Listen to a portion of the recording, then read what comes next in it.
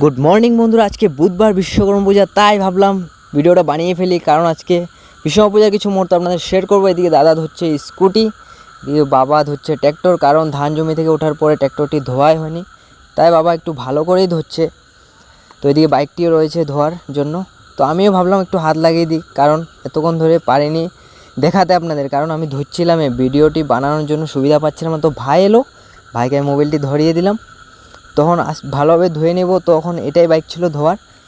তো ধমাধম তারপর স্নান করে নেব। এদিকে স্নান করা হয়ে গেছে, এদিকে আমি ফোঁটা ওটা দিয়ে দিব, সবগুলোকে দিয়ে দেবো ফোঁটা ওটা। দেখতে থাকুন ভিডিওটি, ভালো লাগলে চ্যানেলটি সাবস্ক্রাইব করে দিন। কারণ নতুন তো, কিছু ভুল হলে কমেন্টে জানিও। সবাইগুলো বাইক স্কুটিকে ফোটো দিয়ে দিলাম। তো চলুন এখন আমি ধোঁয়া দিয়ে দিব, ধূপকাঠি জ্বালিয়ে দিলাম সবগুলোতে। তো বিশ্বকর্মা পূজার সবাইকে শুভেচ্ছা থাকলো, সবাই ভালোভাবে বিশ্বকর্মা পূজা কাটিও, এটাই আশা। তখন হয়ে গেছে, তা চলুন দেখি কিভাবে পূজাটা করেছি। ভালো লাগলে একটা লাইক করে দিন।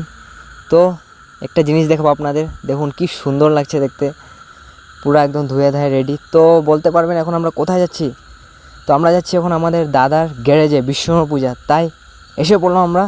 এসে দেখি ব্রাহ্মণই আসেনি, তাই এদিকে দাদারা সবাই মিষ্টি প্যাক করছে। কারণ সন্ধ্যার থেকে স্টার্ট হয়ে যাবে প্রসাদ দেওয়া, সেই জন্য। তখন চলুন আবার ঘরেই যাই।